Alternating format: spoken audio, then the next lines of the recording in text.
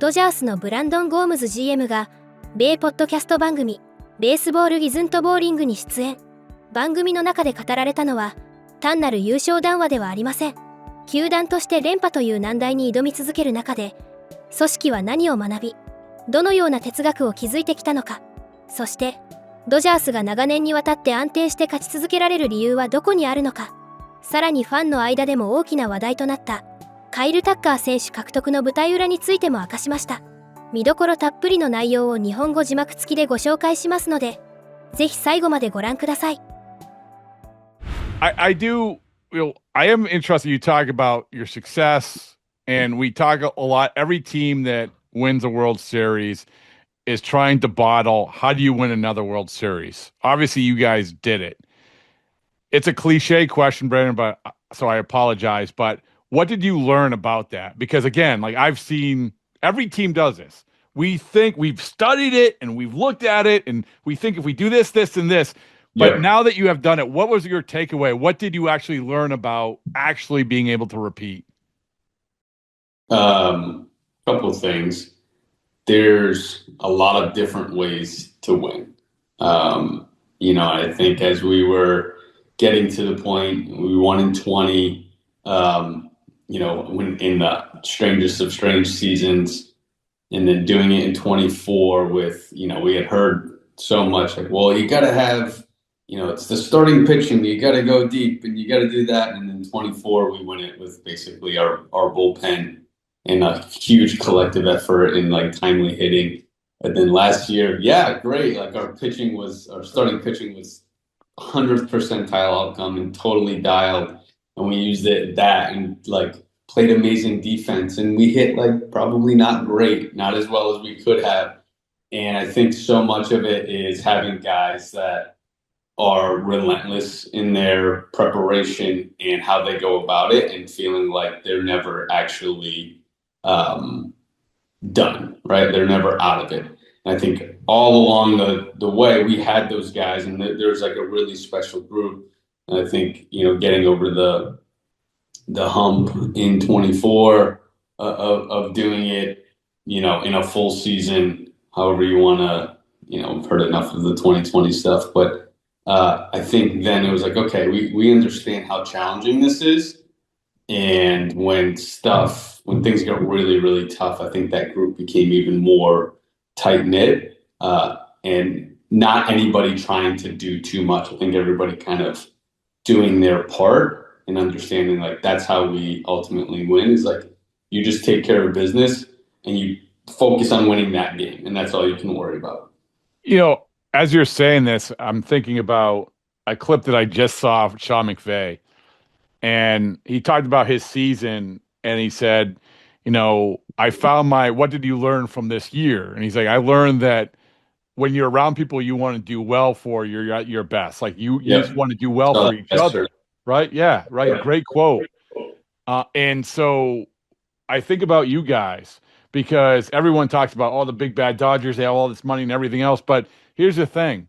You have to have a group. And I'm not even only talking about the players. I'm talking about the front office, that you have this atmosphere, this environment where you want to do well for each other. You want it like and that's I guess it's easier said than done, but how much has that meant to your success, I guess? Yeah, I think it's obviously it's way more enjoyable when you're doing it around people that you love to be around and have the same goals. I think what's so great about, the people that we get to work with is like we all are perfectly aligned on we want to win as many World Series as possible. We have players in the clubhouse, our superstars have zero ego and all they care about is winning. So then that mentality up and down the organization and knowing that we all want the same things. That doesn't mean we're going to agree on everything. Which is good. It's good. Right, which is super healthy. Yeah. We're going to have our healthy arguments or disagreements and talk about the different angles. But you can do that when you're like, okay, we're all in this to just win a World Series, right? Great. Then we can share anything we want. So I think that's what's most fun about like getting up and going to work every day in the off season, knowing what we're building towards, and knowing that, you know, when we're signing somebody or looking to trade somebody, we can have those conversations with, you know, Freddie, Mookie, Show, like all of those guys that have been here for a while, Will, Months, like those are conversations that can be had. Like, oh, okay, yeah, I get it. Or like they have an opinion, or, you know, we are mindful of like how it all works together. But then you have these guys who really just care about winning, and it makes our jobs a lot easier for sure. And it's easier said than done to get that environment, to get that collection of players. But I think that it's a credit to you guys. And, you know, it's a lazy narrative about the Dodgers, about, like, as I said, the money and everything else. And I think the smart people in baseball will look at it in a lot of different ways. But the way that I want to look at it, I want to stay right here with it, which is the credit that you guys should get for building that ecosystem, that environment. And because that's hard to do. Like, and once you do it, also you to prioritize it. Like, in other words, you sign Kyle Tucker, he's a great player, but he's also not a bad guy. You know, he's not a bad guy. He's gonna fit, you know? So yeah. So if you could speak to like that priority of building that since you've been there, and also keeping it as well. Yeah, I think a lot of it is, you know, we talk about data and analytics, and, you know, we don't feel like you can just go one way or the other with anything, right? So the game is played by people. So your information, you're constantly information gathering, which is just making you more prepared. That's true when you're talking about adding people into the clubhouse as well.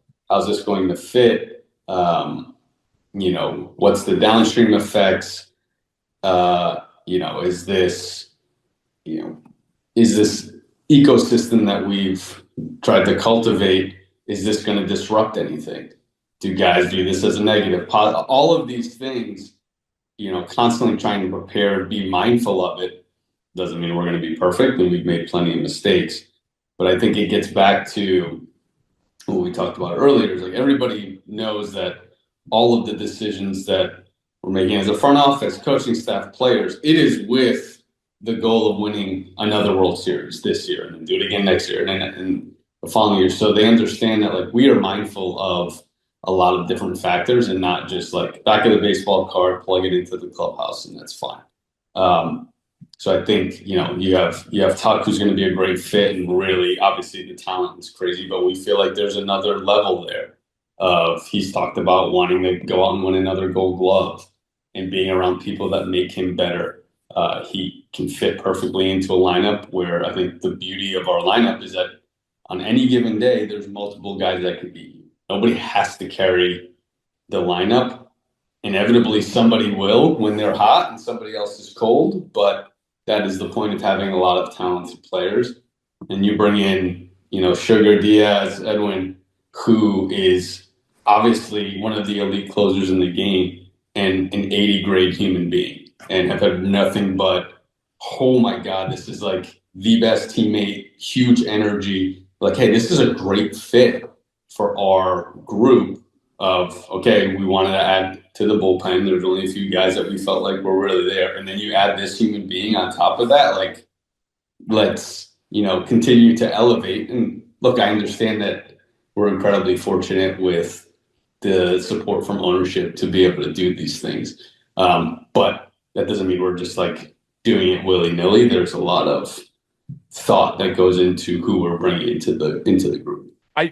I remember we talked after the ohtani thing what happened, and you were really good about sort of going through that, and people like this stuff. So with Kyle Tucker stuff, as much as you can talk about, can you take me through the evolution of that? I mean, in terms of maybe even like when you said, oh, this guy might be an interesting guy, Yeah. And then going through it.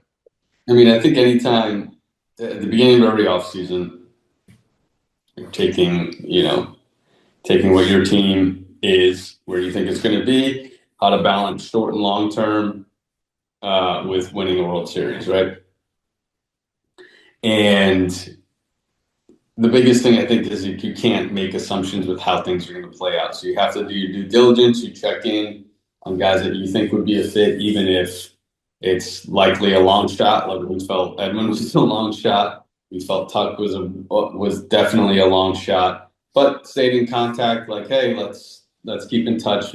Like if things shake out, or maybe we're an interesting landing spot, like let us know, because we love the player in a vacuum and we don't know how this is all going to play out. So as we went along, same thing with Sugar as I got to Tuck, like probably, had kept in contact, hadn't come off the board yet, 7 to 10 days out. It's like, okay, checking in, like maybe there's a shorter term play that makes sense for us and that Kyle would value. So it's just keeping those conversations going and making sure that, if it got to a point where that was where he was going to land on in this shorter term deal, that we were at least in there and showing that, hey, we think this would be a really good fit and for both sides, right? So I think that's a lot of it. And then as it got closer to, the deal actually coming out and it being made, obviously those conversations intensified, but there was a lot of groundwork laid early in the off season, and then as things played out, making sure that back and forth is there. And then we had a Zoom with Kyle and his wife and agents and me, Andrew Doc. So like had that conversation, which was great, and get to let him behind the curtain a little bit, like see what we thought, get his thoughts on how he thinks about the game, which was really interesting on how a lot of how he thinks about hitting is a lot of similarities to like where Freddie is picking, a very simple, straightforward thought, and like that's how it keeps him dialed. And so it was cool to hear some of those insights because you do your homework, but you don't know how guys actually think about it in that way. So yeah, I think a lot of it is like due diligence, and then as things become a little more real, like just being ready to fire and making sure that, obviously Mark and ownership are on board with it. So those things happen quickly, but I think a lot of it is like making sure you do the work on the front end. It's interesting you said the long shot thing. And so when you look back at it, it's kind of a cool that not only you get a chance and like you laid out like how that evolved, but you get to know the guy. Like you do due diligence, you get to know the guy, and you probably like, compared to November 1st, not only do we think we have a better chance of getting him, but we think, and I don't want to put words in your mouth, that we think he actually might be even better fit, as great a player as he is, than we even realized. Would that be fair to say? Yeah, I think you start, initially you're just seeing like, okay, watch this guy played against them. It's impossible to game plan for. He might be better versus left than he is versus right, which is crazy for how good he is in general. And then you start doing the deeper dives from our, baseball ops group, looking at some of the under the hood stuff, the defense, and how it was like significantly better outside of Wrigley and the challenges of Wrigley in day games. You're like, okay, there's like a really, we know the offensive side of it. Like there's a really compelling case that there's even more in here. And then you talk to him and hear his brain, and like, okay, this is, our group will even potentially bring this to another level. So a lot of it is betting on our environment of guys who are this good. Like, is there a little more juice to be squeezed? Or our coaches are fantastic at having these, superstar type players, but it's still challenging them to focus on the little things. And like, there's value in the margins there. So I think a lot of that, when you have the right person who's ready to work and wants to win, you can, even the best players, there's a little more in there that you can get out of it. Yeah, I love that. I mean, I love that. He's the one guy I want to ask about, the one player, just because I watched him where I was sitting in Toronto was right over the bullpen. I love watching your guys do their thing, Yamamoto, Sasaki. But with Sasaki, it is like we're entering this world of spring training, his second year. I'm just like, where are we at with him? What's going on? Starter, reliever, preparation, whatever it is. Where are we at with Sasaki? Yeah, starter for sure. He looks great. Velocity's really good in bullpens. He's feeling awesome physically.